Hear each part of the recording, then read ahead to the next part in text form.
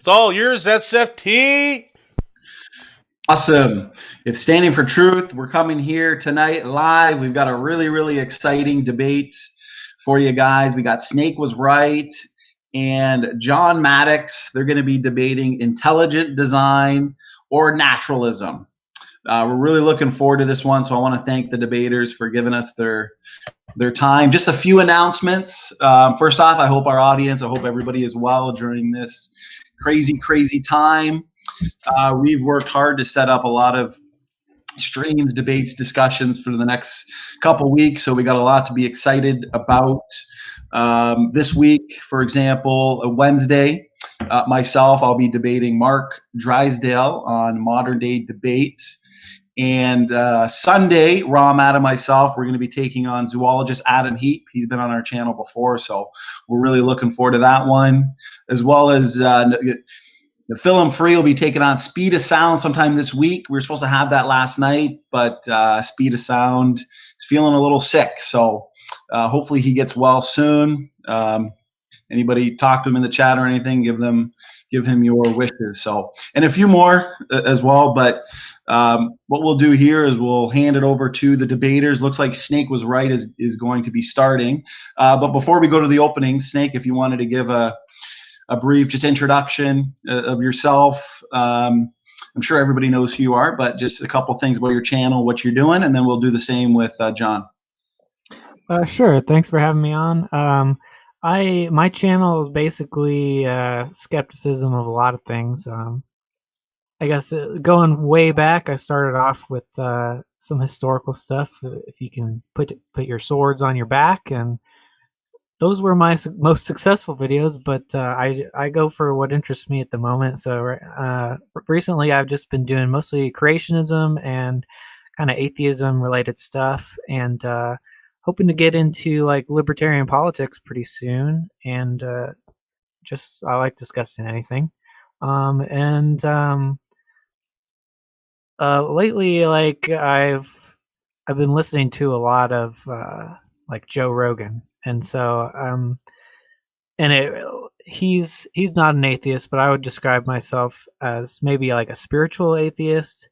I don't believe in like actual souls or anything like that, but I think there is like some transcendental truths and stuff like that. So I mean, religion's always really interested me in the metaphorical sense, but not in the literal sense. So I try to bridge those worlds and kind of bring some science into it, and yeah.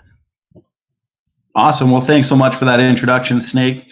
I appreciate it. And of course, I want to thank you as well that you're always open and available to debate. So, we definitely appreciate that. And also, before we go on to John, I do want to say to the audience, we'll have a short question and answer after the debate is done. So if you want to tag either myself or Praise I Am That I Am, we'll save your questions for the Q&A period. Okay, John, you're up. Well, guys, thanks for having me on the show. Snake, appreciate you being willing to have this conversation. A lot of these things that we're discussing, and really the reason that I started my channel was that about 8 years ago, I almost died of a massive brain hemorrhage. And according to neurologists and neurosurgeons, I'm a walking, talking miracle. And that really sparked me to start going down the proverbial rabbit holes regarding existence. And I'm a very analytical person, so I began researching quantum mechanics and biology and genetics and all these different aspects of science, looking for answers in relation to existence. And the deeper I went, the more it seemed to be the logical conclusion was that there was a higher power and that we could not exist without the intelligent agent being required. And anyway, that started my channel, which is called Logical, Plausible, Probable. And there I'm breaking down different aspects of both from a psychology perspective as well as a scientific one. And I'm working on some more spiritual ones now too. But really looking at how is what we're being told in modern society impacting our worldview, and are we being given the right information, and are we ultimately asking the right questions? Awesome. Well, I really appreciate that introduction there, John. Also, for anybody watching, we'll make sure we have the debaters channel links in the description box. So if you want to learn more about the either John or Snake. So we'll hand it off to Snake. As far as the debate goes, we're going to have very flexible openings, 5 minutes max. I'll set my timer for that. We'll jump into about a 40 or 45-minute discussion, ending with a quick Q&A. So like I said, make sure you tag me in the live chat, and we'll be sure to ask your questions. So we'll hand it over to you, Snake. I'll set the timer for 5 minutes, and we'll go from there.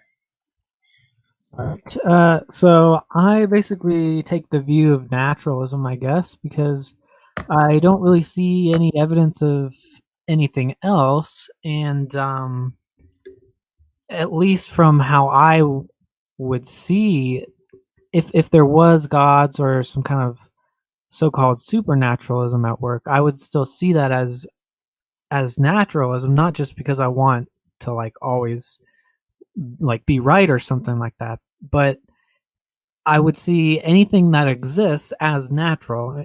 Even I guess it depends on context, where there's a context of anything humans do basically is not natural and everything else is natural. But the way I understand like the more broad context of natural is anything that actually is able to come about by the rules of the universe is natural. And if a god or some spirit being is the result of the laws of the universe, that would seem natural to me.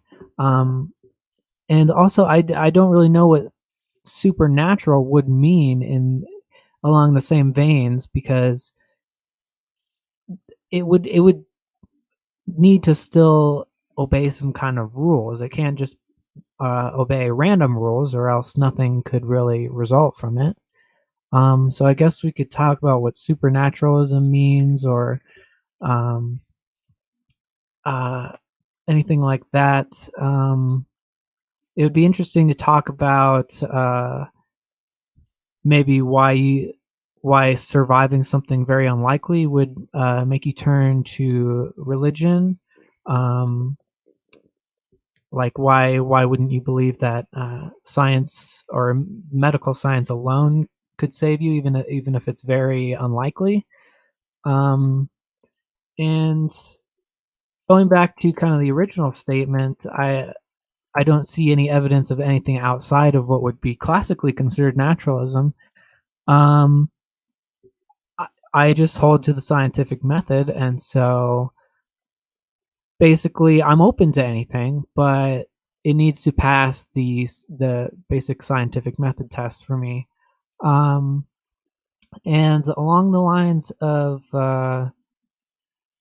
like evolution, I guess, it can be, I don't mind what we actually end up talking about, but if we dive into evolution, I would say that passes the scientific method for me, because every mechanism that is supposedly a part of evolution has been observed and tested, and we can make predictions that follow the model, and that's basically how all other sciences work, and that works out pretty well for us. And as far as like going back further for origins, I'm not very well versed in like astronomy and things like that. I'm a little bit versed in abiogenesis, but I also really like to talk about why anything exists at all, and that would tie into like, you know, why is there a god, and how does a god exist as well. So I'm basically skeptical of a god, because I will go in and assume there are gods, and I write fiction about gods, and I can't really wrap my head around the kind of god that is the metaphysically primary thing of the universe. All the gods that I can conceive of are dependent upon some other truth, and I wouldn't necessarily call it a higher truth, just something that is true independent of the God. And the God I would describe as still a greater being, because it is a being like that would be greater than the sum of its parts, but it's still made out of parts, if you get what I'm saying. So I guess we can take several directions, whatever you want to talk about. Awesome. Well, thanks so much for that opening there, Snake. What we'll do now is hand it over to John. I'll set the timer for 5 minutes. Take your time, brother.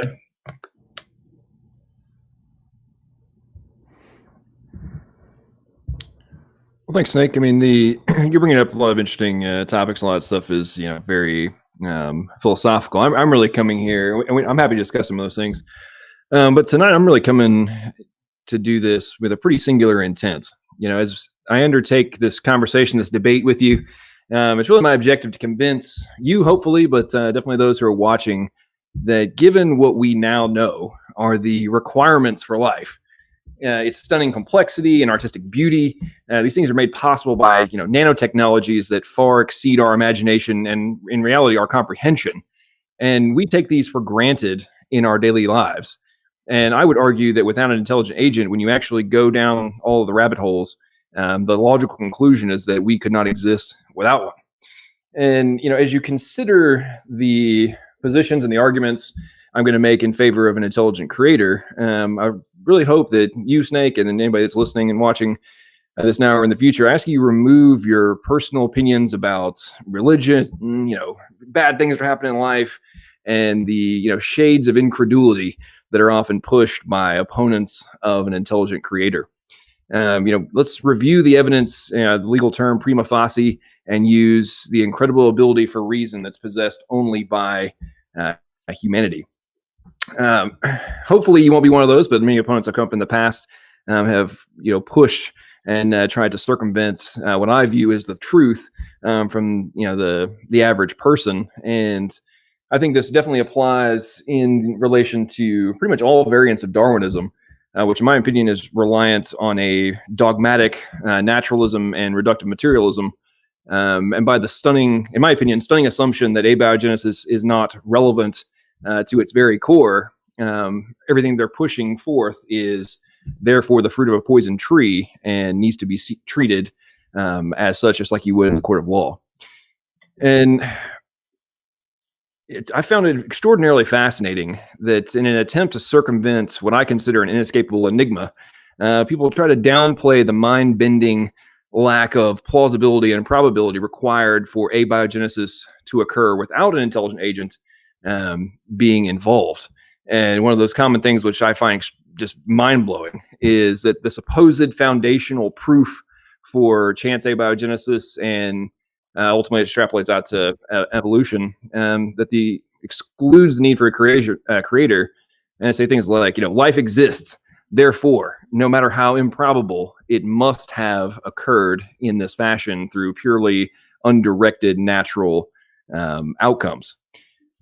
I would argue that this is quite possibly the most illogical conclusion that's ever been put forth on a subject as important as our very existence. And there's an innumerable number of things that are possible, but in any other context, no sane person would ever posit they could exist without the intelligent agent being required as a catalyst for its initial inception. So it's rather ironic that those who deny the need for a creator also demand we conclude that all these things are possible by chance. So it's my argument that to reach this staunch belief for our very existence requires the suspension of rational thought. So as you consider, the conversation that Snake and I are having, think about, as they're expanded, ask yourself this, who is really the one succumbing to, the common God of the gaps argument mindset? Is it the people who are like myself, who are concluding that it is more logical, plausible, and probable that these things could not occur by chance? Or is it those who argue, no matter how counterintuitive it is, you must believe that this could all happen without a designer being required? Now, to wrap up, I would contend that the evidence in favor of our intelligent creator is a self-evident truth And while people like Snake, to certain degrees, try to escape what I consider this to be an ultimate truth, I think they're being forced to kneel before the gods of chance and chaos to explain their existence. Yield my time. Awesome. John, thanks so much for that opening statement. Now we're going to jump into the best part, of course, of any debate. Once again, guys, in the live chat, I've got a few questions saved, so tag myself or praise I am that am. But that being said, I've got the timer going for about 40 or 45 minutes worth of discussion. So whoever wants to start it off, go ahead, Snake and John. So do you mostly have a problem with evolution, or primarily abiogenesis, or like the existence of the universe itself as a whole? Personally, I think they're all conjoined in that. If we really want to go down the quantum mechanics and just the cosmological side of things, we can go all the way to there if you want to. But I think they all show, excluding evolution, because I think the neo-Darwinian position, which ironically is collapsing in the last decade, very publicly collapsing, not to the outliers, people out in the rest of the world, but in the scientific community, it's definitely starting to collapse as so many different discoveries are being made. So I say that one in and of itself is a back to my earlier point of my statement of fruit of a poison tree. There's such an aggressive move to differentiate between abiogenesis and evolution when in reality it's nothing more than an extension of it. So the abiogenesis requires undirected chemical evolution to take place, and what is posited as evolution in the general sense now is that other chemical variations are occurring, and there's no additional variables outside of just natural process of deterministic chemistry, and that has been relatively eviscerated in science over the last 30 years, especially. And I find it interesting that people so adamantly argue for the differentiation when they're very symbiotic. So I don't see how they're connected at all, because there are people who believe that God incepted the first life forms that then evolved. I'm not really sure how that has relevance to what people want to tell themselves versus what is actually a realistic position to take when you really go down to the ultimate root of the argument and the position that's being taken. I could care less if somebody says, "Oh, I think God did it." The reality is that the evidence now shows that without direct, the theistic evolutionists, not all, but the majority of them, I think you're probably referring to, think they just, happen to be a natural, but God made it possible to happen. I'm stating that without direct intervention, it is not a realistic conclusion that whether or not you want to believe in evolution or not, for the extenuation of life forms, that it's never going to have happened without the action of an intelligent agent. So why not? What science says that? Well, why don't you tell me your position on abiogenesis, and we can take it from there. Basically, most of the organic molecules can form by natural processes, and we've seen that. And most of the components of simple cells can form by naturalistic forces as well. That's a false statement. How so? Well, okay. Before I dive into this, which specific organic components do you think can form through natural process? Lipids, without undirected natural process.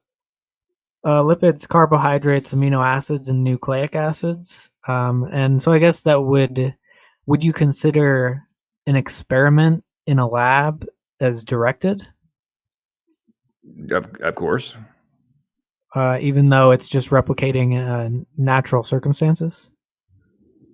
Well, and there's actually multiple papers on this, as I'm sure you're probably aware, that the supposedly natural processes are requiring hypothetical variables, number one, very controlled scenarios, and are also being able to leverage extraordinarily pure components that are required for these different organic compounds to be around in the first place. And when you actually look at the, having the parts of something versus the end result, and you said that, protocells, basic cells, whatever, that is a completely false statement on cells just forming themselves and all that kind of stuff. That has not even come close to happening. That's admitted by the Lee Cronins of the world and a variety of the supposedly leading origin of life researchers. And many of the newspaper articles, magazine articles that have been published, not from the journals, but from the more on the public-facing side, they've massively downplay what was actually being considered a new cell. I mean, if you take all the pieces, put them all together, and then inject a nucleus in there that's already existing, you have not created a new cell. You've taken the most important components that are required, put them all together, and then said, hey, here's a cell. But it did not come from scratch. So that science is in process, so I don't see how that proves that, therefore, an intelligent God is the only way to do that, because there's more and more published on that all the time. And they actually have made self-replicating, I would describe them as simple cells. They're called Jiwanu. That was made like almost 40, probably longer years ago. They don't have any genetic material, but they do have a cell wall, and they self-replicate. So we're constantly getting closer and closer to that point. So I don't see anything that conclusively shows that only an intelligence can do it. Okay, so that's where it gets interesting. And since judging from I read your profile on your channel, and you're a cell biologist, correct? Oh, well, I'm getting educated in cell biology, yeah. Okay. So what are the fundamentals of a cell being able to function? What is required? It's got to have basically a vesicle made out of cells have lipids as their outside, and that basically isolates what's inside, which is would be genetic material, at least eventually. But then there are simpler and simpler versions of that don't require genetic material that could be transitioned to genetic material. So is it I think you very much simplified things beyond what is actually being considered a realistic proposition for life. But the last paper I read showed that the simplest possible form of life would need about 500,000 genetic base pairs in order to exist, and not including all the other components they're either chicken and egg derived from the DNA itself and the other components that transcribe it and express the information, or are not actually contained in the DNA itself and self-replicate on their own from other pieces but also require proteins, which came from the genetic code, which I think is interesting. But if you need 500,000 base pairs in specific sequence, the probability of that happening is so mind-blowing, especially when you consider the information coding logic that is required inside of those sequences. So the question I would have for you is, if genetic code is required and it's structured information-based, information theory, substantiated logic, how do you propose that these things came into existence without just by pure chance? You have to have the probability is, I believe, 4 to the 5,120th that 5,000 or 500,000 base pairs would end up in the appropriate sequence for the simplest form of life to exist. So I would ask you, how do you propose that would actually happen?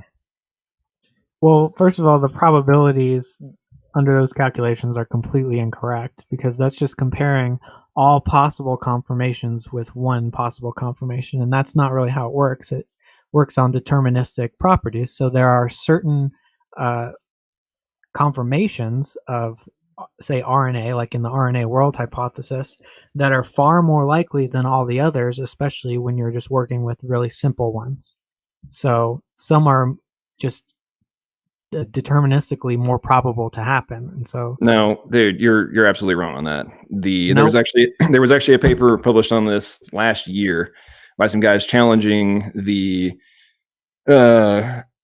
standard RNA world hypothesis directly under the context of the syntax requirement of the genetic code is not based on deterministic principles. And because of and this has been a well-established known fact for a while, because of the chemical neutrality, there is no reason for there to be any deterministic aspect of why they would end up in specific sequences. So you do go back to completely random probabilities, and people are always trying to circumvent that reality, but it is it's a fact in chemistry. You can't avoid it. So you can't avoid the probabilities. I'm just saying that you're not going to get complex genes out of that. Those are out of the probability, and those are usually included in the probabilities to make it seem larger. So there are random. No. Yeah. So there are random conformations of the RNA in prebiotic RNA world, and the formation of self-replicating RNA does not account for the non-random sequencing that's required for genetic code. That is the foundational component and the flaw of basically all of the RNA, or all of the current abiogenesis theories, is that they all ultimately require non-random syntax and sequencing to enable the sequencing of genetic code in the first place. So if you can't get around that component, and there's a zillion papers on this, and they all go back to, well, I guess we have to look at a frozen accident component to our overall theory, which is a fancy way of saying somehow this randomly happened. You know that, and I know that. It's not. It's the differences between them are essentially random, but what they form, some of the conformations are more likely because they're smaller. So an RNA is just... What do you mean smaller conformations are more probable? What does that mean? So you're going to be working with much smaller sequences than complex genes that we're looking at today. Okay, how do you possibly come to that conclusion if you're talking about I believe the shortest functional protein they have come across, I think, was 42 amino acids. So when you look at the probabilities on that, I think you come out to I think it's 1 in 10 to the 52nd for that shortest functional protein, and that doesn't change the sequence required, and that's just for one protein. And for for a life form to exist, you have to have a heck of a lot more than just one gene working, and that's the 500,000 base pairs being in the appropriate sequences accounts for all the different required genes. I mean, at a minimum, you have to have gene expression proteins, and you got to have tRNA, and even if you want to go the very boiled down ribosome argument, you still have to have a ridiculous amount of different components all working in synchronicity and all existing at the same time in the same location. So the reason I say in context of intelligent design, it's, if you want to argue, oh, okay, cool, this one might have happened, and it's not completely improbable or impossible for it to have done so, you're talking about on the things on the molecular level. So ultimately, you're arguing that things that are extraordinarily improbable all happened at the same time in the same physical place, and there were no errors that occurred in all this stuff coming together. Well, it occurred if you consider, excuse me, if you consider like billions of years to be the same time, then sure. And errors are assumed in this. There's going to be mostly errors. And then when one has a function, that one will stick around because it will outcompete the others. You're talking about evolution. We're talking about abiogenesis. What's the some of the mechanisms are very similar. What is the shelf life, average shelf life of an RNA molecule? It's not as long. It's about 20. It's about 20 minutes. But that's where lipid bilayers come in, so they can protect them. Now you have to have lipid bilayers that have occurred and are surrounding the RNA molecule that has a 20-minute shelf life. And they have 20-minute shelf lives inside of our dramatically more advanced cells that we have now, right? So in the extraordinarily chaotic scenario that we're talking about from the, from your worldview, we've got a chaotic environment that has none of the standard protections that ours currently do. And you have, for a minimum, you have a 500,000 base pair genome being required. And you're required to have proteins that have been executed and exist. But wait a minute, the ability for them to come from the genetic code that hasn't been formed yet also doesn't exist.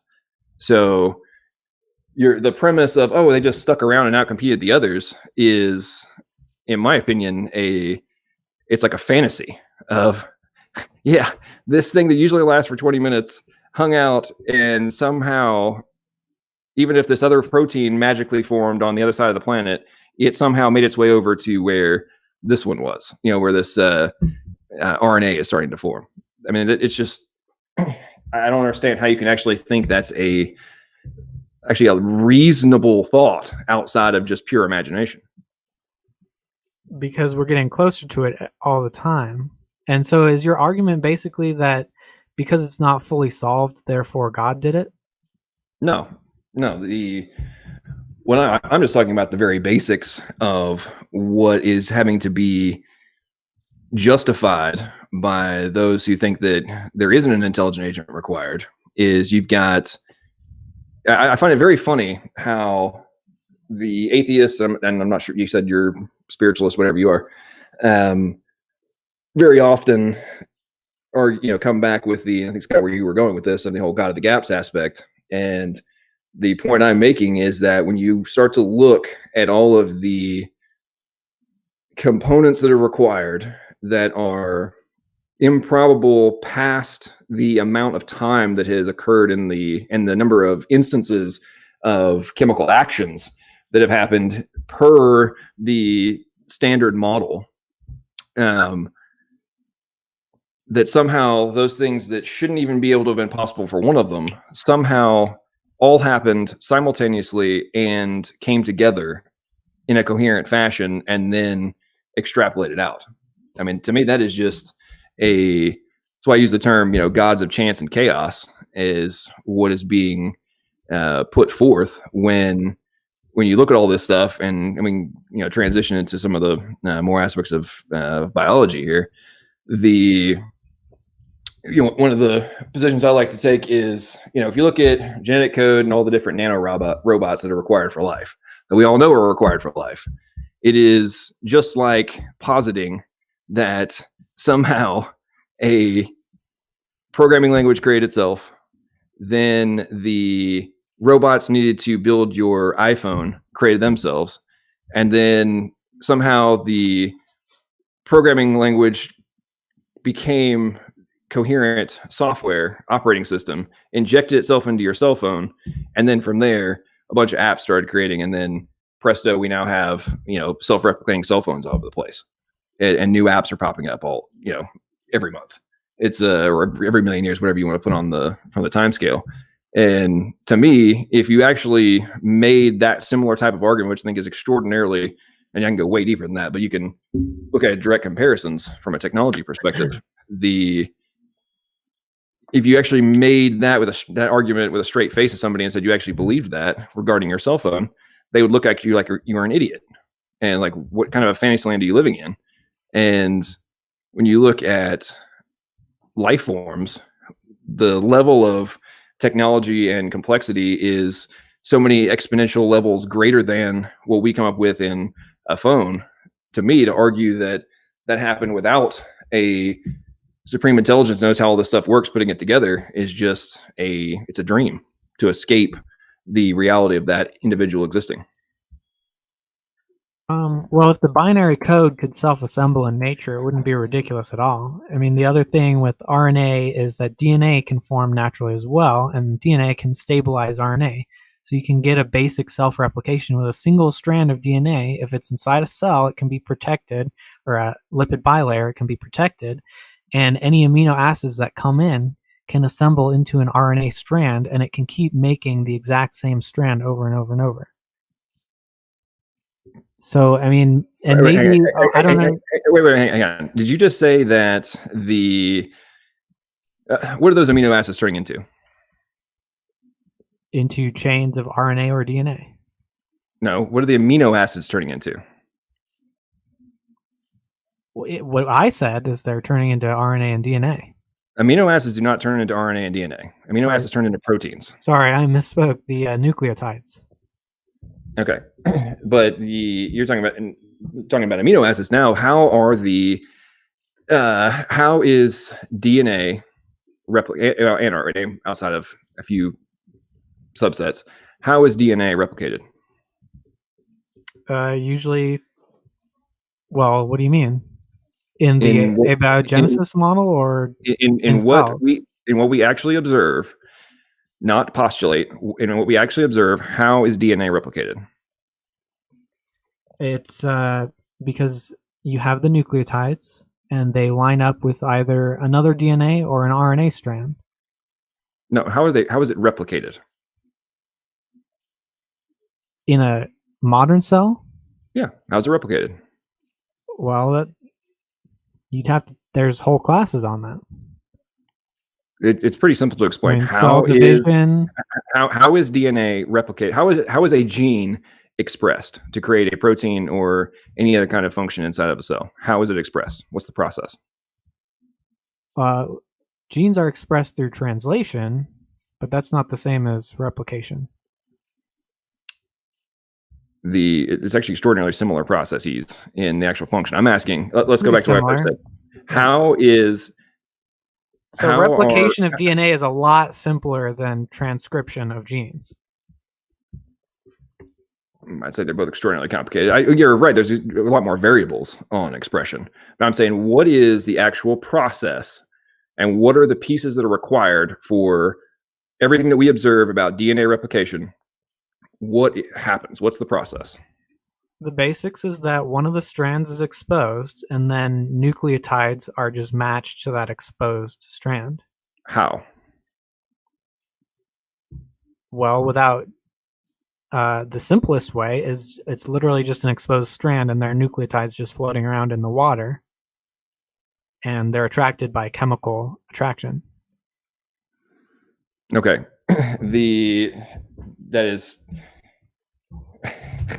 that's almost a childlike description. So there are trying to keep it simple. But keeping it simple is avoiding the entire point of why an intelligent agent is required for this to happen. Are there or are there not multiple protein nanomachines that are required to bind with the DNA, expose, as you said, a component of it or a strand of it? But how does that actually work? You've got one of them that literally spins the entire thing at the speed of a jet engine. You have multiple other pieces that are, you have another one that's copying part of it backwards and forwards. You have spell check components built into the proteins that check to see if mismatches have happened of those base pairs. Have you not? Yeah, but you don't need that for prebiotic conditions. Yeah. Okay, so Are those same pieces that I'm describing, are they also used for gene expression to create proteins? Sometimes, yeah. Sometimes or always? No, not all of them, but So you're saying some that of them are the you're saying same. that genes do not require the multiple, very complex nanomachine robots in order for them to be expressed to go create a protein. Sorry, say it again. Are you saying that there are any genes that can be expressed without transcription factors being required? No, you need a transcription factor. Okay. So you have a ultimate chicken and egg problem, because even if your DNA has somehow managed to form itself and you still haven't explained the syntax or the information component that is housed therein within the genetic code, now you're faced with not having the transcription factors and the nanomachine protein robots needed to actually execute the code. So where do the proteins come from? They're made of amino acids. Okay, and how are they put together to create a functional protein? With the ribosome, which is made out of RNA, coincidentally, RNA and other stuff. It's mostly RNA, though. Actually, I think there's like 82 different components, 50 of which are proteins, 23 are RNAs, and there's like a central RNA component. But it's a combination of different components, right? Yeah. Okay.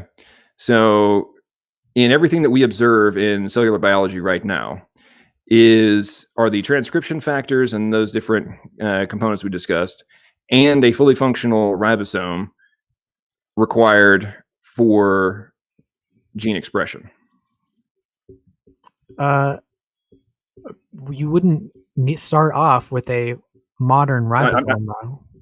No, I'm talking about in what we observe in right now. Are they required For translation? For gene expression and translation? Yes. Okay. And then how do the amino acids get to the ribosome? They're just in the solution. How are they physically transported to the ribosome in order to be catalyzed? Vesicles? No. tRNAs. How now let's get this brings us to vesicles. Now this brings us back to the foundation of all of this, which for me is just a mind bender, which is the genetic code and the communication process of encode, transmission, decode, and execution. So how does the ribosome know which amino acid it needs to put in which order when that gene arrives over to it, or the mRNA arrives? The ribosome doesn't know. Then how does it happen then? It's just in a shape so that amino acids will glom onto the sequence, the codons that they match.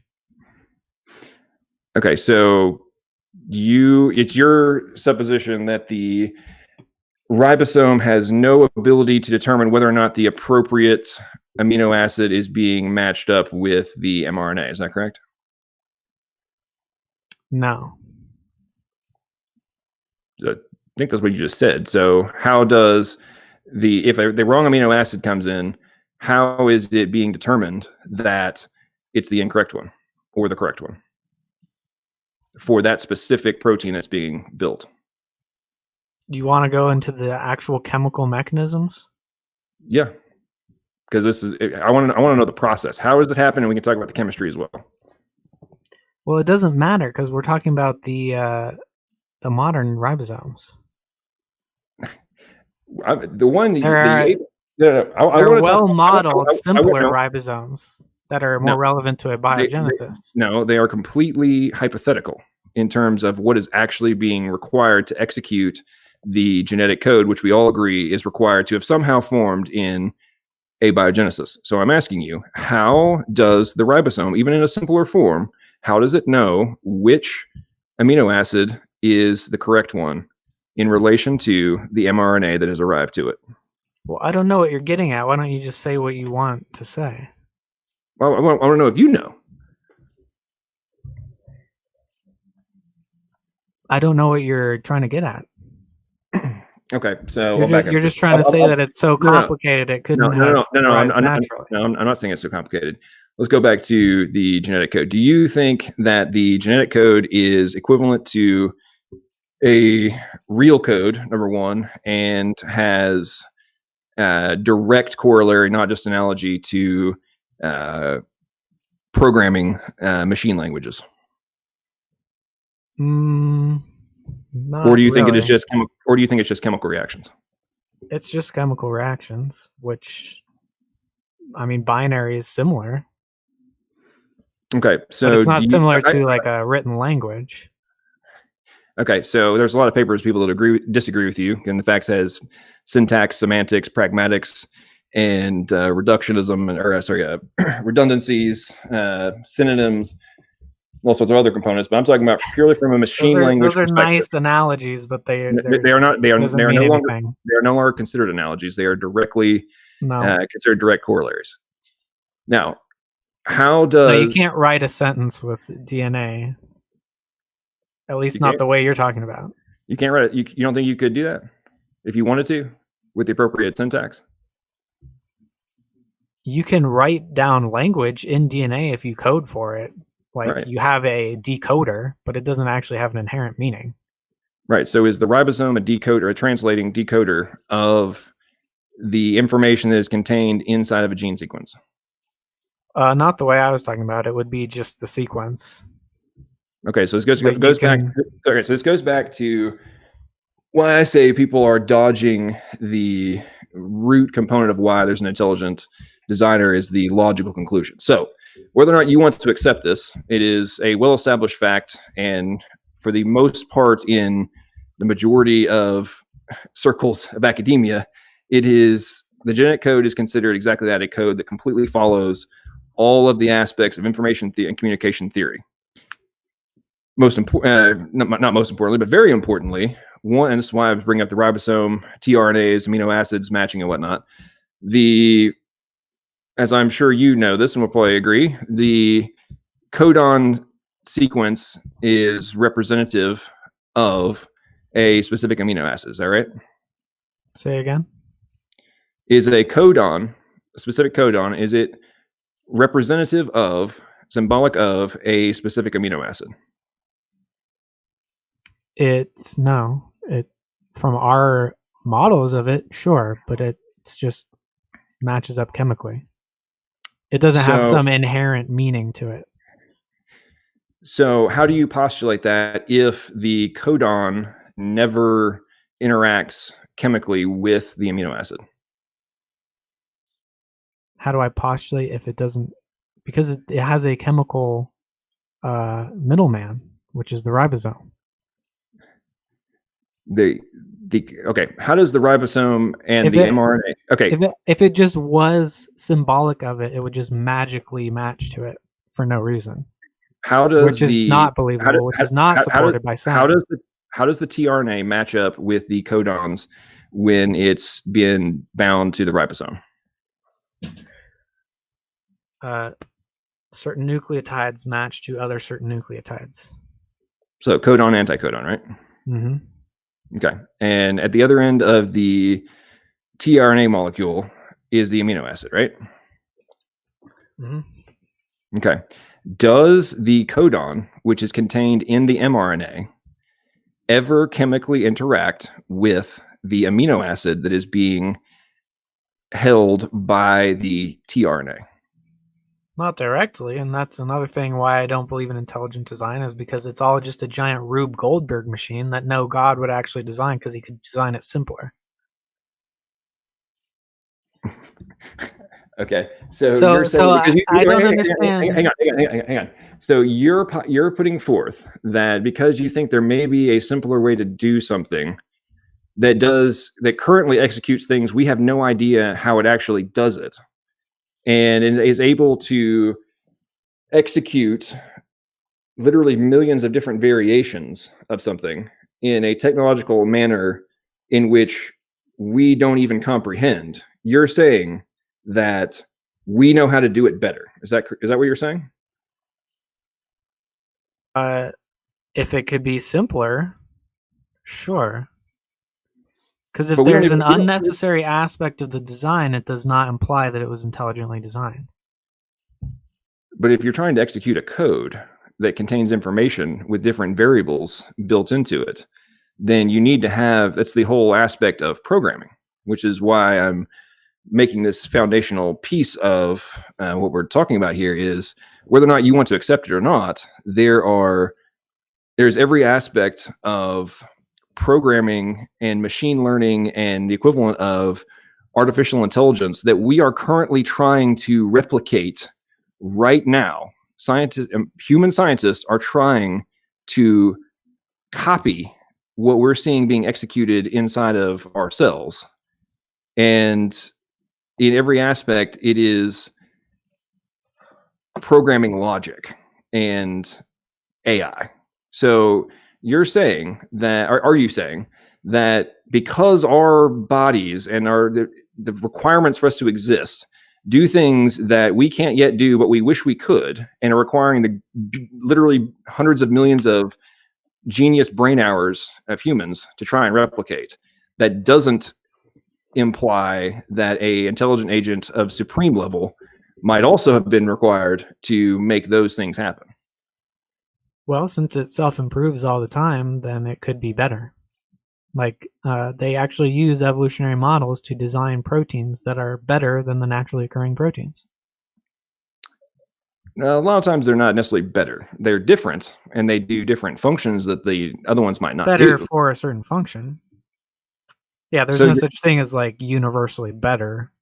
Right. So if humans are being required to create these new functional proteins, why would you not also conclude that the information that houses the instructions in our genetic code that is sent via a translation and encode decode process to a microscope or a molecular robot machine that reads said code and builds nanomachine robots, like, I'm not following how you don't see that intelligence would be required for that to happen versus chance occurrence of something that is so complicated we barely understand it and are having to apply supercomputers. And it's one of the biggest reasons for quantum computing being developed, is to try and figure out how to understand the outcomes, since from a chemistry and an atomic level, the variations are so dynamic that they can hardly ever figure them out. Even if they have a good idea of what might happen, very often the outcomes are different than what they expected because they don't understand the variables.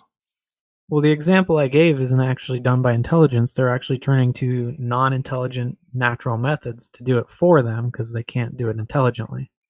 And what are they using to do that? They're using models of naturally occurring mechanisms.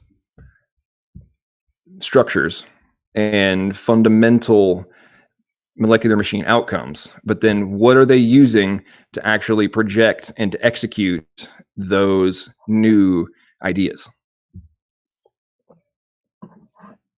So are you saying if anyone does anything in a lab that's just intelligent design? No, I'm suggesting or a computer lab? No, I'm suggesting that if let me back over. Do you think that the proteins, and many of them, not all of them are just more catalysts and whatnot, but many of the proteins that enable life, do you think they are just random chemical reactions, or do you think they actually operate as nanomachines? Well, I believe that they were evolved. No, I said, what do? Do they act as nanomachines or just random chemical reactions? They act based on the laws of chemistry. What is there's a lot of things that operate under the laws of chemistry. That's literally everything. So I wouldn't call it a nanomachine because it doesn't have like a brain. So nanomachines don't have brains. Nanomachines have programming. And yeah, that's what I mean. And programming requires logic. And a protein doesn't have programming. Well, have you not studied biological computation? Because that's an entire division of biology literally trying to Yeah, figure out the computational ability of cellular mechanisms and proteins. But in context of so the it's the interactions between them that the computation emerges from. in some aspects, The individual protein doesn't itself have a computer inside of it. well, not necessarily a computer in the context that we're talking about, but do the proteins physically act as machines and with specific functions to execute outside of just a base chemical reaction? It's a great analogy for some proteins. So you're still circumventing the question. So it has been directly stated by many folks publicly of extreme renown that we cannot try and differentiate, but they are nanomachines, and they have animated them and shown exactly the functions they do, as I'm sure you probably have seen. So I don't know why you're dodging this. And they have motors. They have the equivalent of wheels. They can do all sorts of functions external to base chemical reactions. It has been publicly stated on many occasions that the more we learn about biology, the more that deterministic chemistry is no longer a viable explanation for the outcome because of all of the upstream, downstream outcomes that are being executed by the nanomachines inside of our bodies. So the point I'm making is that if all of this source information is housed in a genetic code that has syntax, semantics, and pragmatics, accounts for variables, expresses machine learning capabilities, and then when executed results in nanorobots, in what other context, if we started bringing nano cars around that are on the size of molecules, which we're building right now, would you ever conclude that a nano car that's been built could have just popped into existence when you look at the 300 pages of processes that were required at specific times, functions, heat, start, stop, add this, add that, and it takes months of extraordinarily coordinated controls in a controlled lab to have an outcome of something that is a joke compared to the extraordinarily complex nanomachines that enable us to exist. What was the question?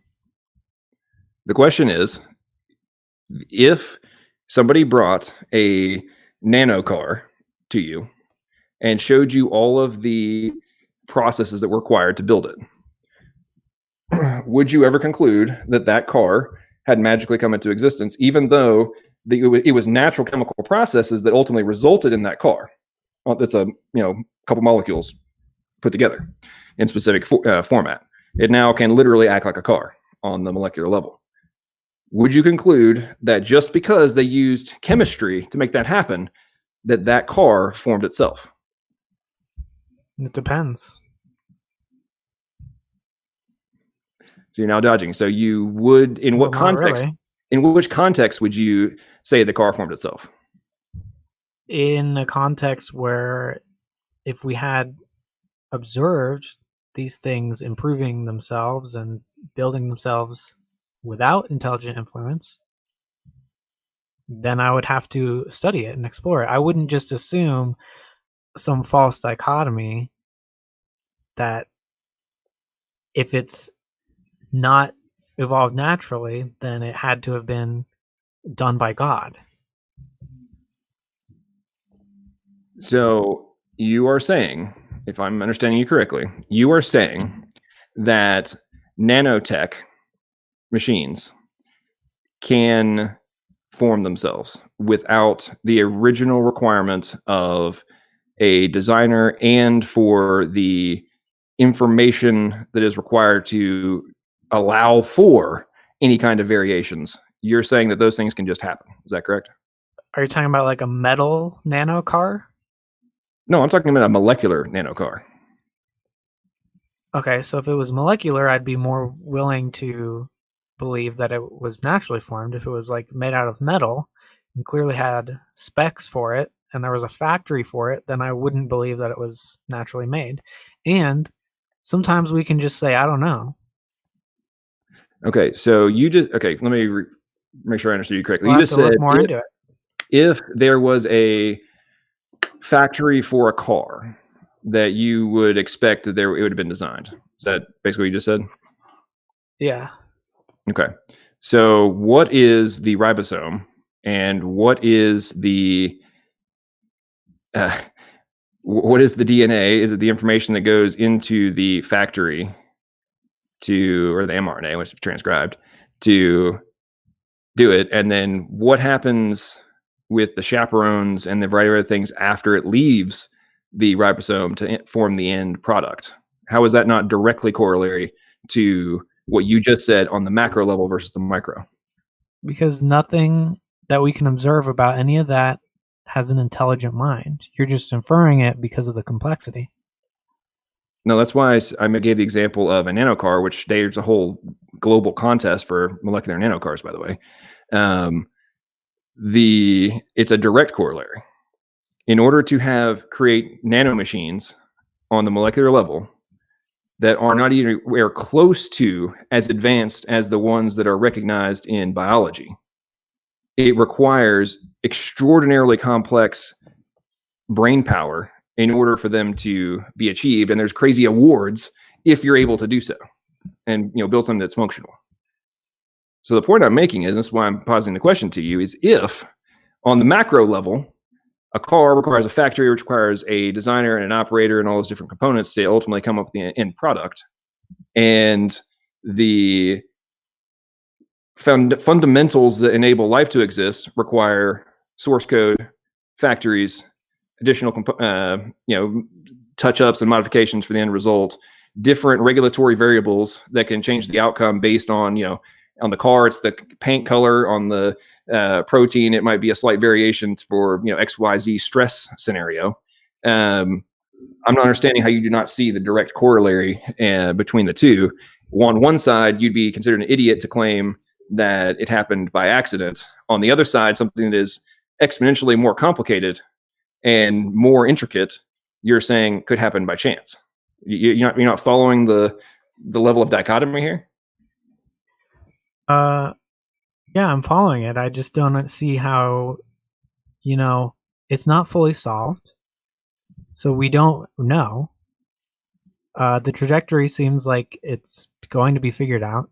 But let's assume that life was intelligently designed. How can we assume that it's a god? Maybe it's just aliens who have a simpler biology.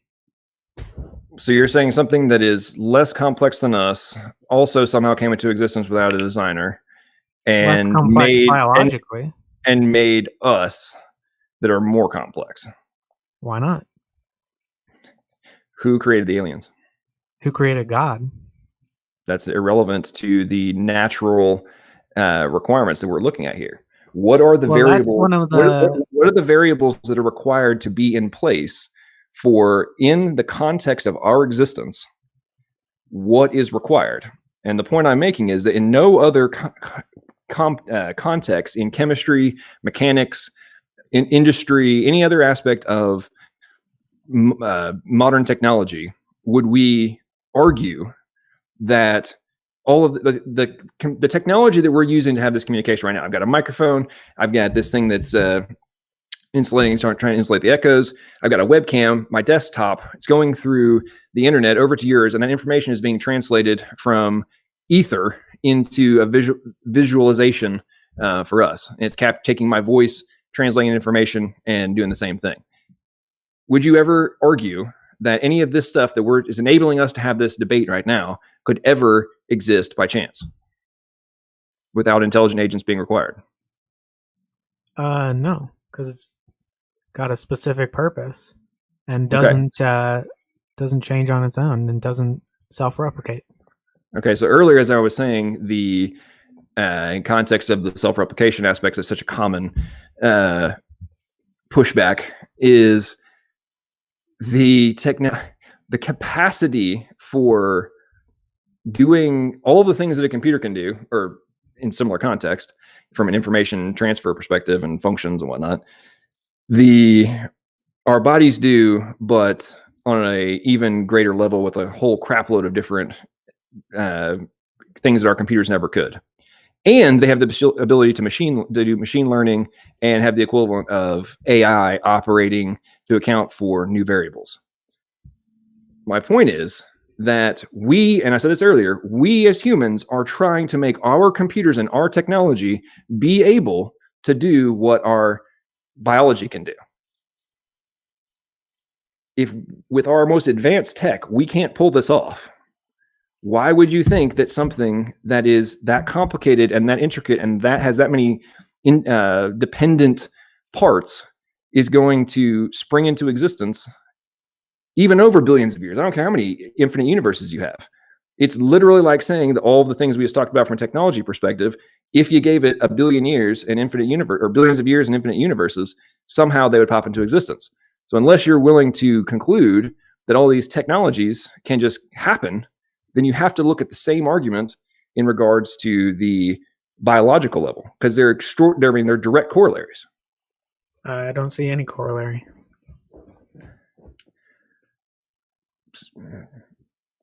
So you said you are studying cellular biology, right?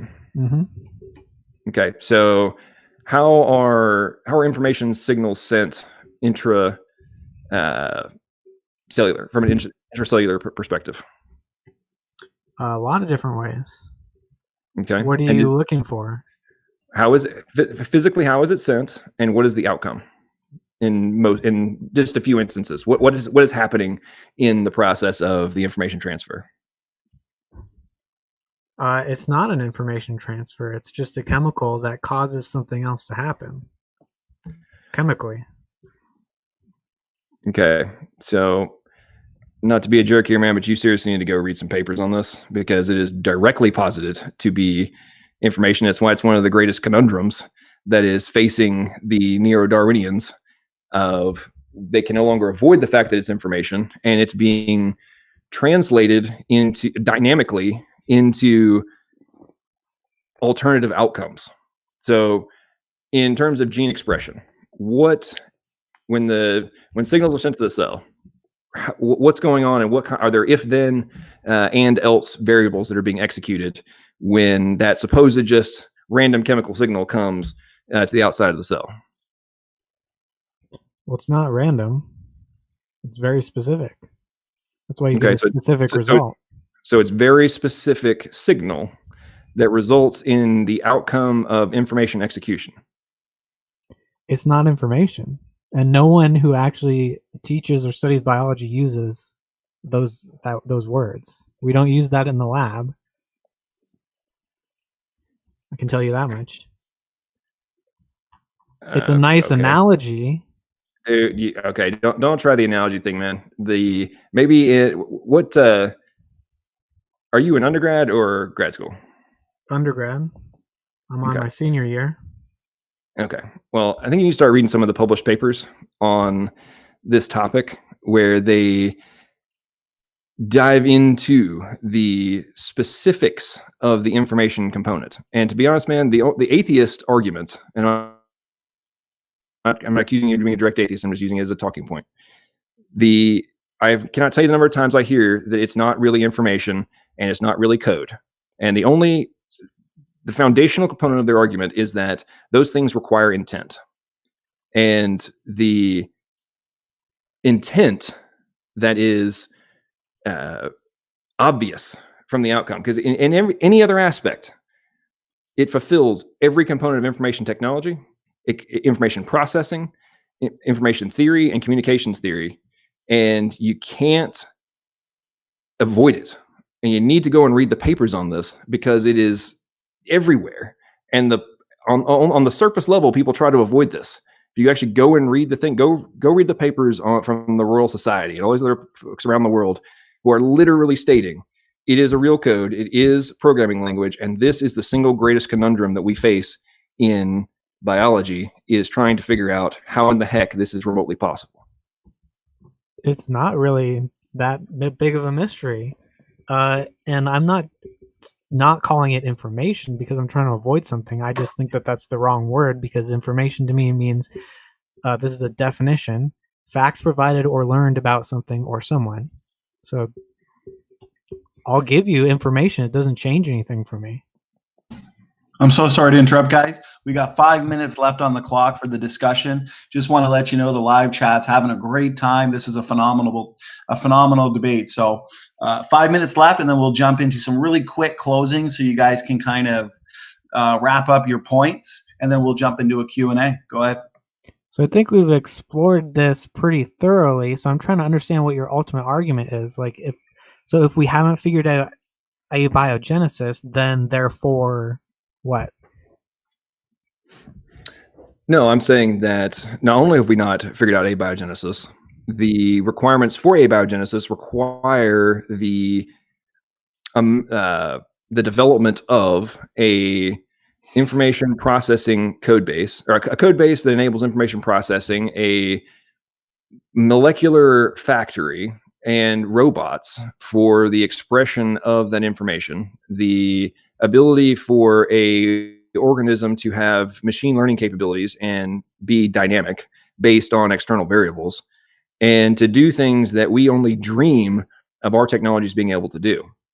And given the fact that I don't think any sane human would actually conclude that your computer and all the software on it or on your phone could ever come into existence without the requirement of an intelligent agent, then I do not know how something that has all those components plus is more complicated and has way more functionality could also have come into existence without the requirement of an intelligent agent.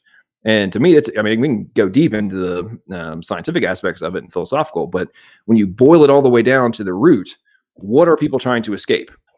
If you avoid the logical, plausible, and probable conclusion that a higher power exists based on all those pieces, plus all the philosophical ones and all the other different, there's, literally hundreds of thousands of hours of people debating this stuff on the different indices of God's existence.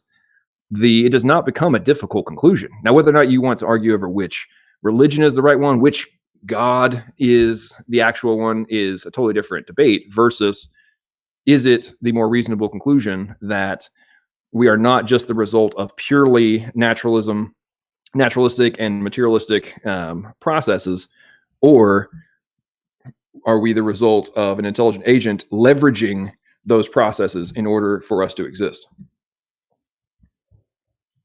So if we give credence to this problem, then the same problem is applied to whatever that creator is. So I don't. It's a non-starter to me. It's just the incredulity fallacy. Like you can't figure out how it happened, therefore it had to have been like some uber intelligent mind. No, I'm saying the intelligent mind requirement is indicated by the evidence that we've just been talking about tonight.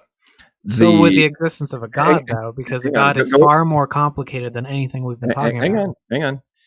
Going into the who designed the designer argument is I honestly find that counter to be quite hysterical. So it seems fair to me, and we've only got a couple minutes left. No, okay, let's actually think about this for a second. If we don't have the mental capacity to actually even comprehend our own existence, how then would we actually have the capacity to comprehend how the agent that actually did it exists? So trying to figure that out is like, a ant trying to figure out how the universe exists in the first place too. It's the same comparison. It doesn't matter if it's an ant or us trying to figure it out. It's something that's beyond, in terms of, I'm talking about the existence, not whether or not it exists, how it exists. That's all philosophical debate. And, trying to go down the infinite regress of, the who designed the designer argument it's an interesting one, but also it requires there to be time being the ultimate factor. We are mentally and physically bound by space and time, but we don't necessarily know, and there's plenty of physicists postulating theories now that time is purely an illusion. So if that is the case, then the whole premise of who designed the designer is completely false, or it's completely ridiculous one to even debate in the first place. If right now in the material form is the only time that time itself exists. So the argument goes nowhere. but it still doesn't alter whether or not it's reasonable to conclude that that designer is there in the first place. I think it does go somewhere, because you're saying you have no idea how to even begin addressing it, and yet it's the same problem because God is still more complex than all of this. So Do we know who using the first? the same logic, we have to say, how did this come about? Who designed the first wheel? I don't know. I don't either. Does the wheel exist? Yeah. Okay. So we know there was an intelligent agent that created the first wheel. It had right? a designer, though. So by that logic, your God also has a designer. Okay. So, What's more complicated? Humans, or by any the simplest form of life. What's more complicated, it or a wheel? life. Okay. But And yet you're- the simplest but you're- life cannot even dream of making a wheel. So making a wheel is actually more complicated than any of the simplest life. Okay, so you just said that the life form required to make a wheel is extraordinarily complex, right? Mm-hmm. Okay, so technologically, the simplest form of life is more complicated than the wheel. But to make a wheel, you have to have intelligence. Is that your position? Yeah. Okay, so if it requires intelligence to make a wheel, but the simplest organism is more complicated than the wheel, why would it not be the logical conclusion that intelligence was required to create the simplest form of life?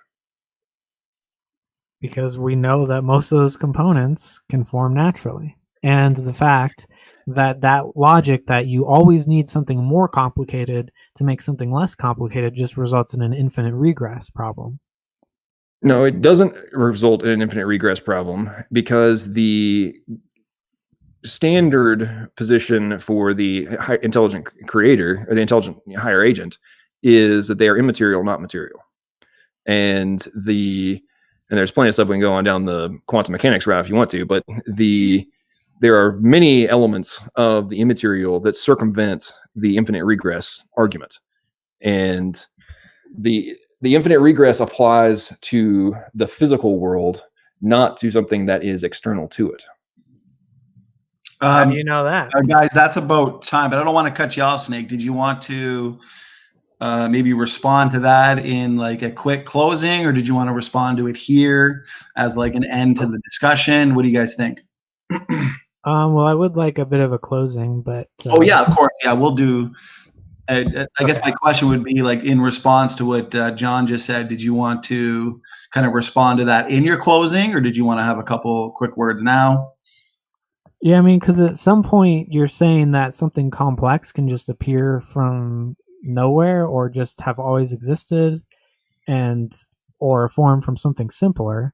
So, I never say anything about forming from something simpler. well, I said and or. So this infinite regress is actually a big problem, and I don't understand how we can state with any confidence that something supernatural wouldn't follow this same logic. It's just exempted because of special pleading for some reason. That's my whole problem. You're missing the point on this. Number one, the elements that I would wager you're using to make it a special pleading are based on the restrictions inside of the physical world. If Not necessarily. the primary mover has to be external from it, number one. But why? Well, if you At some point you're saying it just exists, and so why couldn't that just apply to the physical world? Let's cut this down. So, because I know we got to go to Q&A. This is why I was bringing up the wheel. So let's say we're at an auditorium and there's two folks like us standing on either side, and we're historians, right? And we stand there and argue that on one side is that the light bulb, through the course of mechanical natural selection and chance, somehow formed itself. And On the other side is another person saying that is ridiculous. There is no way this technology came into existence without an intelligent agent. And we're assuming we don't know who Thomas Edison is, right? But light bulbs are just here. And then the other person says, well, I agree that there must have been an intelligent agent who created the light bulb. However, I do not know who the parents of the designer of the light bulb were. Therefore, the designer was not required for the light bulb to exist. That is philosophically, you can go down the mind-bending enigma of what was the ultimate cause of the first cause. I'm arguing right now, I'm not arguing that portion of it. I'm arguing that the evidence indicates that just like the light bulb would have required a designer, even if we don't know, and it's logical to conclude there was a designer, even if we don't know who the parents of the designer were, the same logic applies to our very existence. And just because we can't answer that question doesn't mean that, hey, the incredibly improbable that is so far beyond the level of reason that we have to use terms like frozen accident being required for life to exist, being the logical, plausible, and probable conclusion to how we're here in the first place. But light bulbs don't self-improve, so we can't reverse that into something that's simpler and simpler and simpler. As much as we want to, well, it's been very entertaining, very engaging, awesome discussion. Actually, I've let it go on probably another 15 minutes or so. But we do have a lot of really, really good questions as well for both you guys. Did you want to kind of wrap up your points in the form of like a concluding statement? You can go over anything you feel was unaddressed or anything you'd like to say. I know Snake, you started, right? Yes. So we could have you kind of wrap it up, give your final thoughts, a flexible closing, a couple minutes, and then we'll allow John to do the same. All right. So, I mean, I kind of stated that my final point is something that can self-improve. We can kind of walk it back and say, okay, so at what point was its original form that it improved from? So I think evolution is very well established in terms of how it got there in the first place. It could be anything. It could be magical pixies made it. It could be aliens that have a much more easily created, not created, but a biology that is much more probable could have created us. It could be a different God. And so I'm sat here being like, well, we don't know, so we can't just assume what it is just because we don't have an explanation along this route, even though it's like 90% there. You can't logically just go, okay, well, therefore it was God. That's a fallacy. And I don't see how a mind at all can be the origin of the universe, or maybe it could be like the second thing that exists, but this mind would have to have components to it, and it has complexity. And so if we're going to accept that complexity needs a creator, then at some point you have to have a non-intelligent creator. And so I don't see what's so ridiculous about all these very well-backed theories using just chemical laws. I don't see how that's ridiculous. And the reason I say a mind can't be the origin of the universe is because it has parts. At least I can point to the Christian God has at least 3 parts. And the fact that facts and just the rules of how minds, even the mind of God, must work, must pre-exist that mind and must exist independently of that mind and cannot be changed by that mind. A mind cannot be the origin of the universe because a mind is the correlation of those many parts and facts. And a mind can be wrong. It can hold paradoxes and say and do illogical things. But the universe itself does not behave that way. So there must be some fundamental fact that has to behave in a certain way that the mind of God is following. So at some point, an intelligent being is being created by non-intelligent things. And I think I've covered the infinite regress problem. I don't think you can make a special exception for just calling it supernatural. Does not satisfy. I don't see any how we can just leap logically to, well, just apply the label of supernatural to it, and it no longer follows the laws of logic. So if you're going to say that something absolutely cannot be created by something simpler than itself, even though we see that all the time, then you have to apply that logic universally if you're going to accept it. And I guess I'll... I wanted to state that I would find it very useful if God could just, if he exists, he could just come down here and prove me wrong right now and just clear up all of this debate and all of this confusion. That would be very helpful to us. So we wouldn't have to be in confusion all the time. The greatest scientific minds in the world tend to agree with abiogenesis. So I don't, unless you're going to call all of them insane, I guess it's possible in some abstract sense that everyone has it all wrong. And then I'll end with, I guess, a little syllogism here, where the first premise is, if God exists, we can only confirm this with logical reasoning, and the second premise is logic is a valid means of knowing things, and therefore we have to confirm logic is true before we can even confirm the existence of any gods.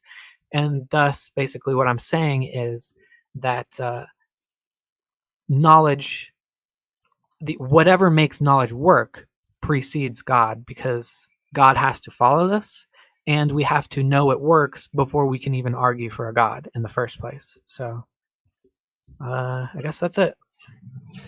Okay, thanks so much there, Snake, for your concluding statement.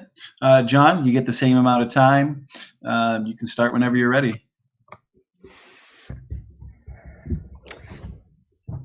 So I find the argument of, I wish God would just come down and show me, to be very ironic, as it comes from so many of the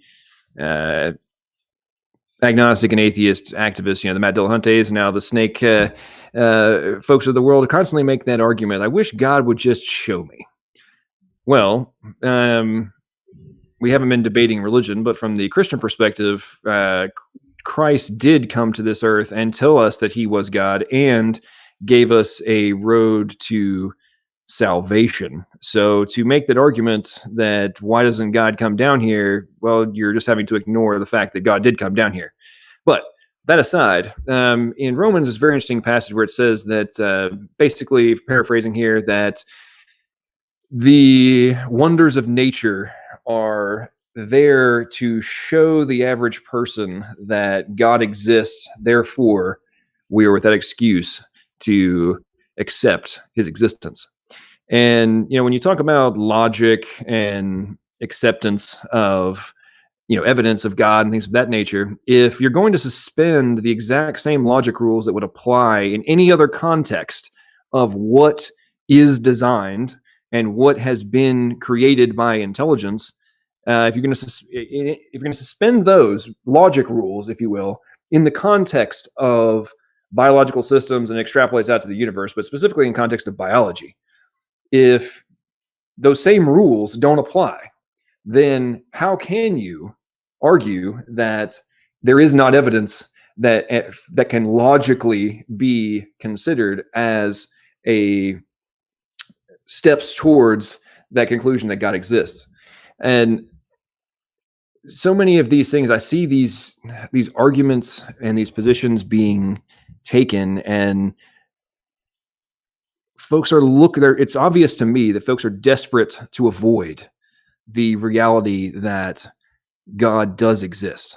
And if they, even for a moment, will blink and begin to accept that the evidence is there, then they will be forced, not only from an intellectual perspective, but also from a philosophical and emotional and a spiritual perspective, will be forced to consider what this means in terms of their purpose in life and their morality and what they should do and what are the things that they are put on this earth to engage in, and is there a purpose beyond just random chance and chaos and all these different things that have no ultimate bearing from a macro point of view, and are therefore looking to find any way to circumvent these questions. Now, in context of the supposed acceptance of abiogenesis by top scientists, again, Snake, I strongly suggest you go and actually do some origin of life research and actually read the papers that are coming out, because they are not in any way, shape, form, or fashion close. Per their own admission, they are not close to having any kind of idea. What they tell people in lower level textbooks and on the news and the Neil deGrasse Tysons and all those folks and the Richard Dawkinses of the world that run around telling everybody that it's an answered question and we all know exactly what's going on, that nothing could be further from the truth in the context of the real research. And I recommend anybody who has not actually gone down and read the publications for themselves and listened to them and read where they literally state, we have no idea how this happened. And things like neo-Darwinism collapsing, all of the discoveries in epigenetics and the machine learning capabilities that we're discovering are completely eviscerating the foundational premises of Darwinism. And yet we're still being told that 99% of the scientists agree, when some of the top Evo Devo researchers on this planet are arguing the exact opposite in their papers. So take the time, actually go do research, and don't just buy into the talking points on the surface level that they are not dramatic consternations arising on a daily basis as to the explanation for how we exist, and as the technological, not just analogies, but the realistic and literal technologies that make us exist are discovered. Unless you are willing to conclude that they can come into chance by existence, then it is the reasonable, the logical, the plausible, and the probable conclusion that a higher power exists. And then what you do with that understanding is up to you from a religious perspective. Awesome. Well, thank you there, John, for your concluding statement. Just want to say this was a really, really good debate. The discussion, the audience loved. We had a really, really big audience, good audience. Everybody's having some lively chat in there. So thanks again to the debaters.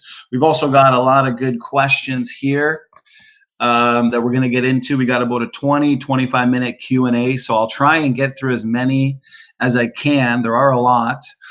For each question, though, I can allow for quick responses or a very short back and forth from the debaters during the Q&A, but I'll have to cut it off when necessary in order to just get through as many of these questions as possible. So that being said, we'll go to the first question.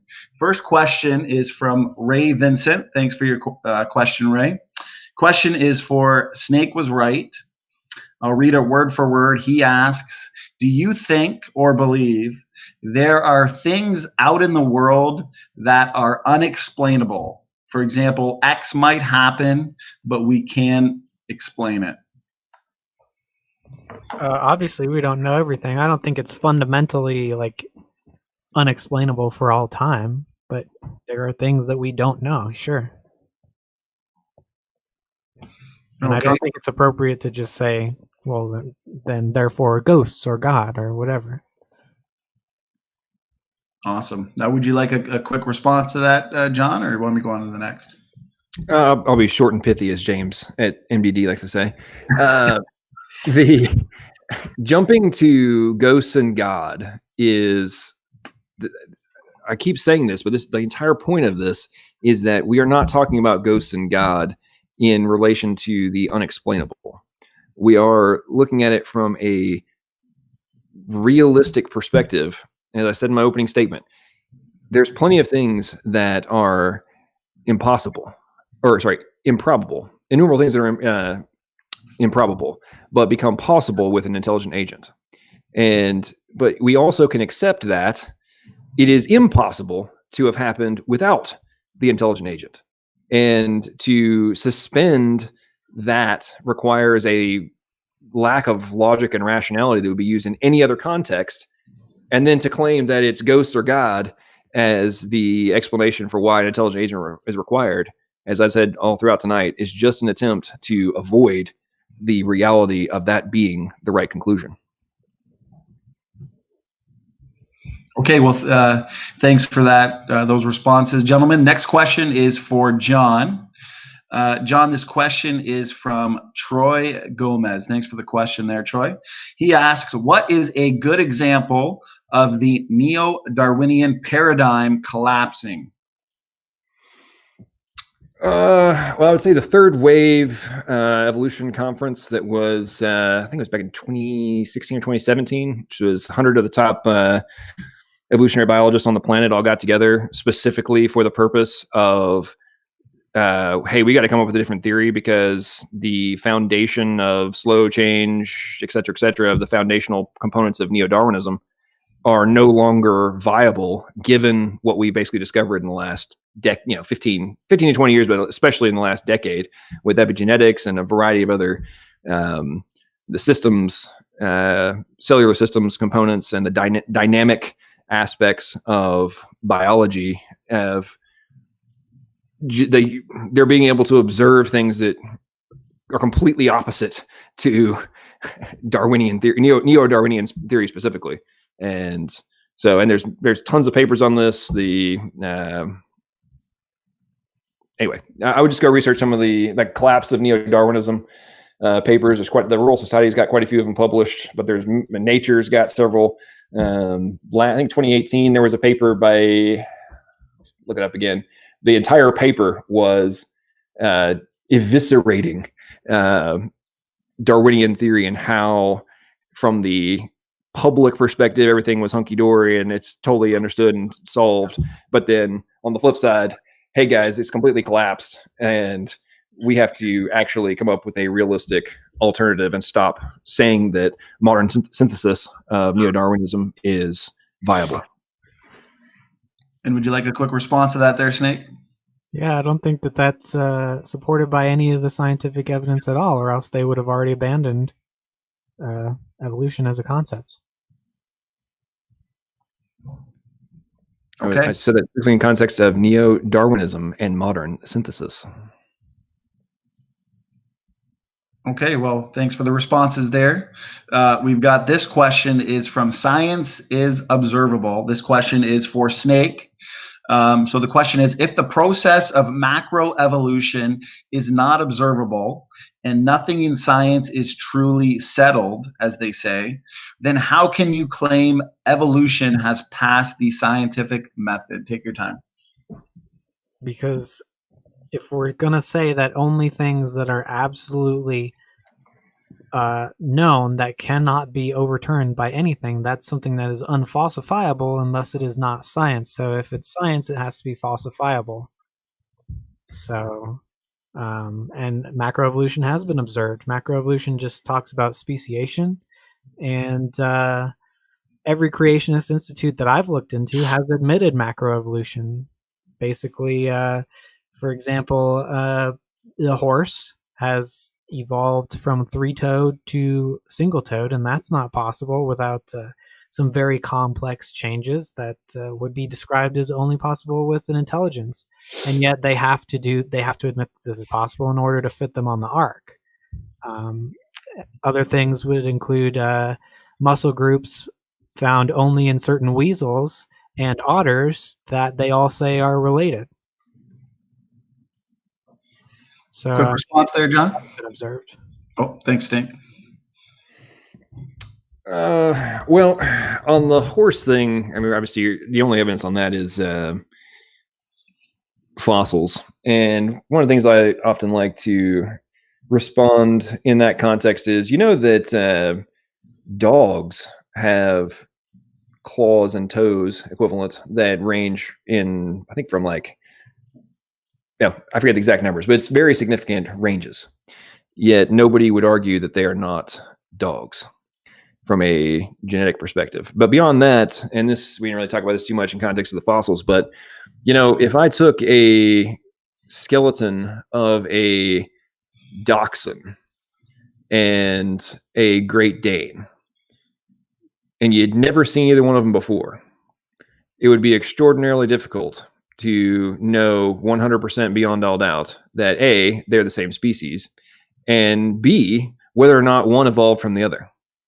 And that logic can be extrapolated out in many, many ways. And if your mindset and your worldview is that they must have evolved, then your conclusions on skeletal remains are going to take a very different path, while not accounting for the variability within species that can be an outcome without a full-scale body plan modification new body plan being created via chance and natural selection. Do we lose Snake? Yeah, we lost him, but I'm sure he'll be back in 10 seconds or so. It happens once in a while. So thanks for the response, John. We do have the next question would be for you. So in order to avoid dead air, I guess I can ask you the question. Once Snake comes back, we'll go to him for one of his questions. So John, this question is for Gavin in the chat. Thanks for the question, Gavin. He asks, what do you say to atheists who can't tell you where DNA comes from? Okay, repeat that. What do I say to atheists when they what? So he asked, what do you say to atheists who can't tell you where DNA comes from? Yeah, well, if they can't tell me where it came from, I usually give them a breakdown of the genetic code, the different components, the process of gene expression, the different protein robots that are required for its expression, the factory element of the ribosome, and then kind of expand upon how it is not only is it have all of the baseline components of computer code, it is superior to anything we've ever come up with. And in the context of its existence, and this is why I get so not irritated, but frustrated and entertained by the, it replicated argument that comes back on all this stuff, is like, okay, there's pretty much every programmer on this planet could write a script into their web app that they created, or their mobile app, that says, hey, do a batch job every 24 hours, every 8 hours, every 6 hours, whatever, and do a replication. And hey, we're gonna have 2 copies of you. And I also want you to merge databases and source code. And I mean, I could write that script in 15 minutes. You can go to GitHub and get that logic in 2 seconds and implement that into your system. But the premise that your source, your initial app that you created is going to transform itself into an entirely different app, is just by having a script that allows for replication and merging. It doesn't matter how much time you have. You would never conclude that all these new functions are going to suddenly spring into existence. And that is not just a analogy, but a direct comparison, but even dumbed down in regards to what is required for life to have followed the logical positions that are being taken by the Darwinian worldview. Awesome. Well, thanks there, John. Snake, we're happy to have you back just in time for a question from Bill Morgan. He says, question for Snake. What is your strongest argument that life arose from non-life by natural means? Take your time. I can't sum it up in a couple sentences, but it's a biogenesis. And basically, to sum it up, it would be most of the components of life have been able to self-assemble in natural circumstances, and they've actually, it's kind of a forgotten experiment, but it's called G-Wanu, is actually a self-replicating complex of molecules that behaves a lot like life. And so life isn't just like, it's not like once you reach a level of complexity where it just suddenly turns on in its life. It's a huge spectrum. So, Awesome. what's up, Bill?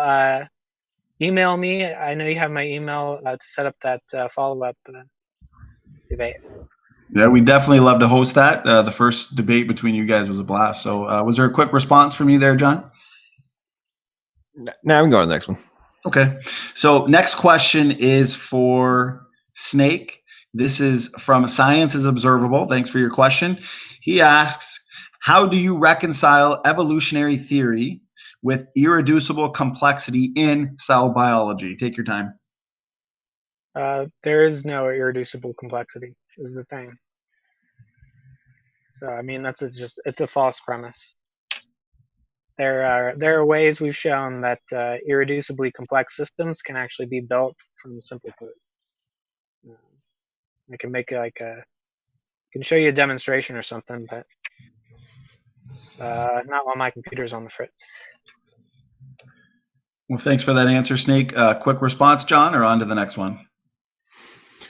Now, being able to reverse engineer which parts would be needed for a simpler version of a functional outcome is, to be honest, I don't even know how some of these guys with PhDs, like Kenneth Millers of the world and whatnot, make these arguments, especially when they're reducing it to individual component functions of a larger macro system. And, one of the greatest areas of biology right now is the whole aspect of systems biology. And they're discovering more and more each day that the systems work as a unit. And this is applied in context of DNA, right? So they've realized that DNA is dynamic, but it's dynamic because of system components that exist inside of the overall cell and the extracellular systems that it works directly with. So to say that you can dumb down a bicycle into a wheel does not mean that you don't have to have a frame and the handles and the brakes and everything else for the bike to actually work.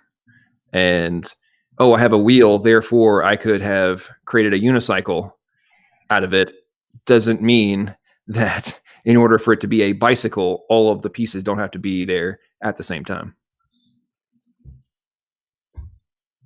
Thanks for that response there, John. Quick final comment on that question there, Snake, since it was yours, or go on to the next question? Well, I know he hates it, but obviously bikes don't self-replicate or self-improve, so I don't see how that's a good analogy.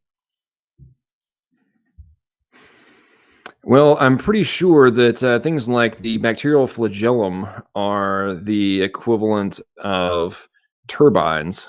And unless you have the factory components and the design schematics for a turbine for your factory to build, then it also wouldn't self-replicate. So you have to go back to the root of the argument, which is where did the information come from, which enables the expansion. Even if you want to go from a simple perspective, you still have to have design capabilities and the ability to encode that information into an executable chemical medium.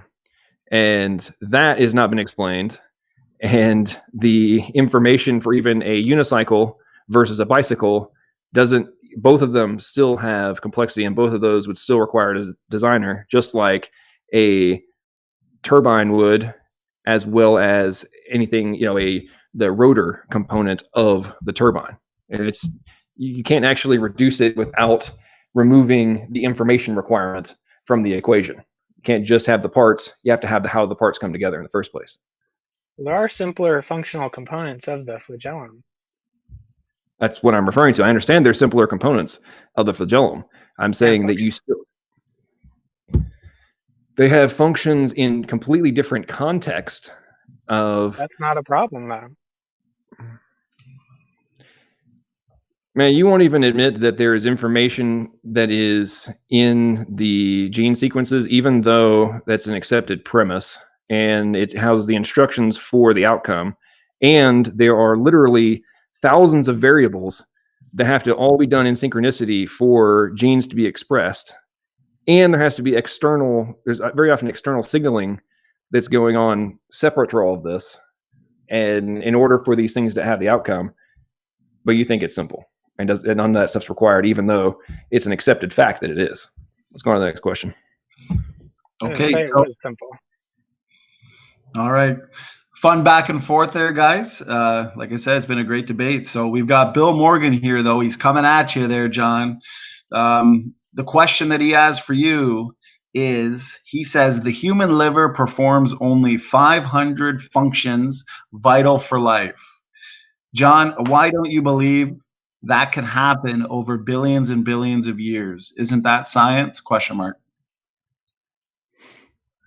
So the question is, the liver has 500 functions. Could they have happened by over billions of years? Yes, Bill Morgan's asking, why don't you believe that the Okay, function, I got you. Yeah, I got you. The outcome. Okay. How many sub requirements are there for the factory that creates a screwdriver or creates a set of lug wrenches and the ratchet and all the different nuts and whatnot? Just because it only makes 500 different variables doesn't mean there aren't millions of subset logic components and design factors have to be in place before it can work. And I would argue, and I would happily eat my hat if there are less than I would wager, if you factor in all the probabilities of the 500 function of a liver, I bet that is no less than 1 in 10 to the 100th power. If it's less than that, I'll eat my hat. awesome. Thanks for that answer there, John. Quick response there, Snake.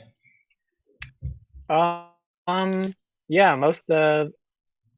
basically all things in evolution are based on a modification of something that already exists, and a slight modification can give a totally new function to it.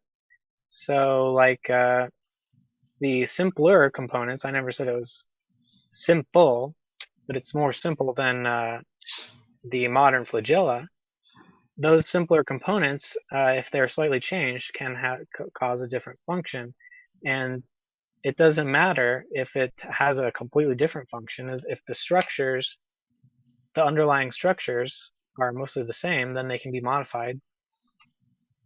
And it could have a different function, it could have a similar function, it could have an improved function, or it could just have a totally different function. And a lot of the enzymes in the liver are based on very similar molecules. Okay, well, thank you, gentlemen. Next question is from Anthony Maurice. The question is for Snake. He asks, are you aware of all the problems associated with the RNA world hypothesis? Yeah, there's a couple problems, and there's a lot of problems with abiogenesis.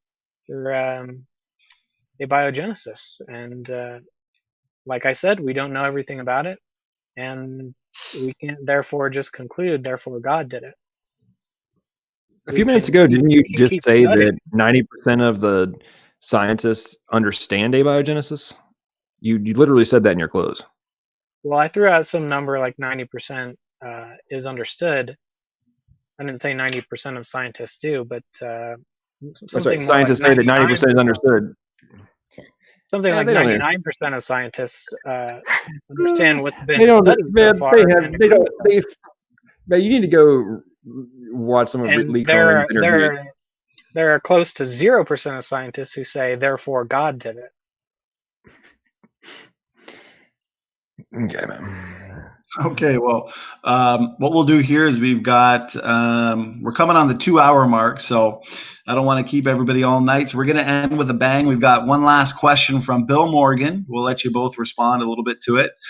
Question, though, is for Snake. Here, I lost it here. Question for Snake. What came first, proteins or DNA? Probably DNA. And I did have one last thing to say, if I'm allowed to. Sure, go ahead. But we can let John answer this question first, if he wants to respond. Yeah, if you want to respond to Snake's answer there regarding Bill's question, you can, John. That would be a long response, but I don't. In order for life to exist, they would have to have both been in existence at the same time. So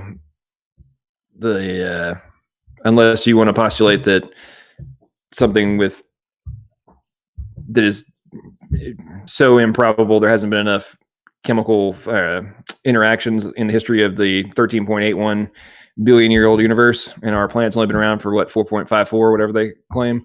Not enough time has happened for that level of improbability. So I don't really think it's an argument other than they have to have been in existence at the same time for life to work. Okay, and response from you there, Snake? I know you wanted to say something. Well, I mean, like I said, RNA and DNA can self-assemble and do stuff without proteins, so that's just the justification for my answer. But what I didn't get to before is I noticed a couple times John has said that I'm just trying to avoid the conclusions of God and or some variations of that. When really I just want him to know as we close out that that's actually I would much prefer God to exist, and I'm not trying to avoid it. I'd be running towards it at full speed if there was actually any information that I could study about it. That is actually my bias. I want there to be a God and an afterlife and all those things.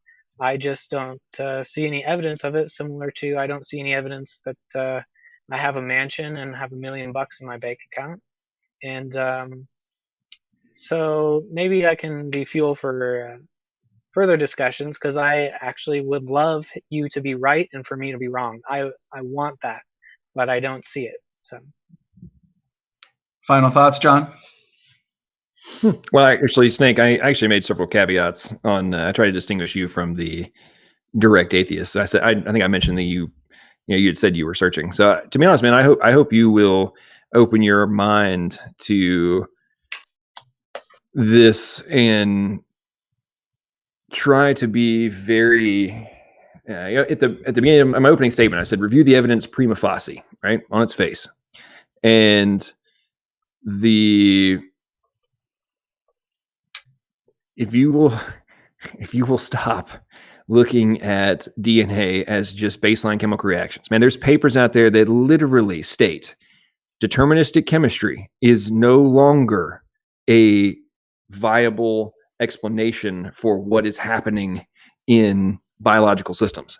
If deterministic chemistry does not explain how life exists, and the only known way for us to alter those chemical outcomes is to inject variations into them in a controlled fashion that requires intelligence based on knowing the intended end result.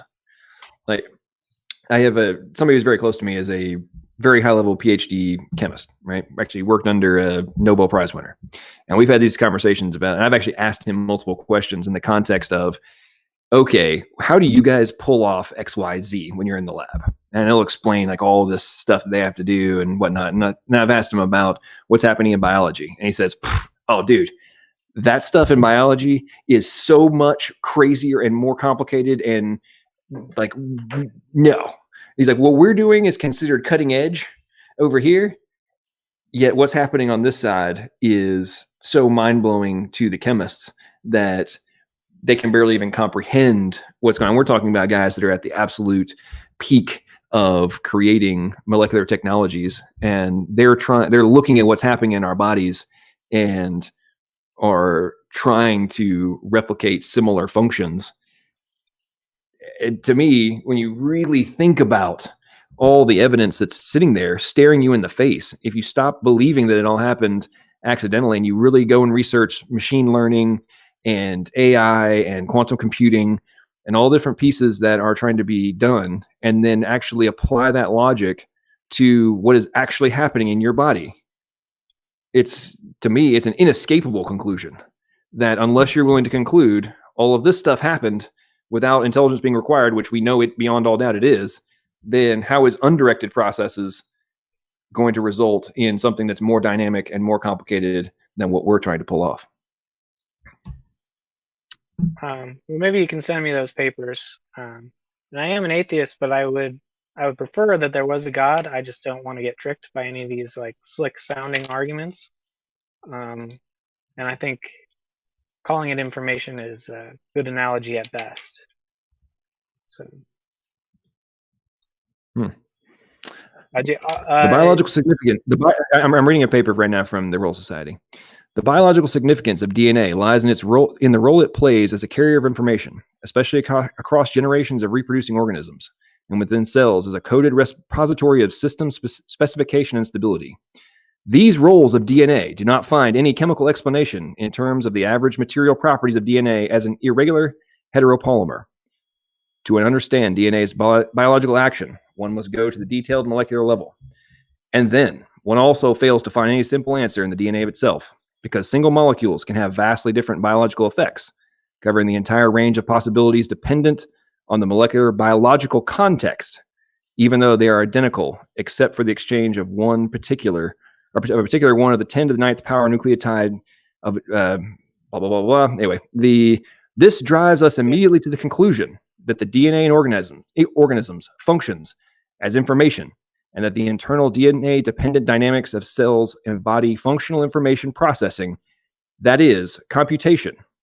DNA-based molecular biological computation can be said to control, perhaps even direct, the entire panoply of biochemical events occurring in cells.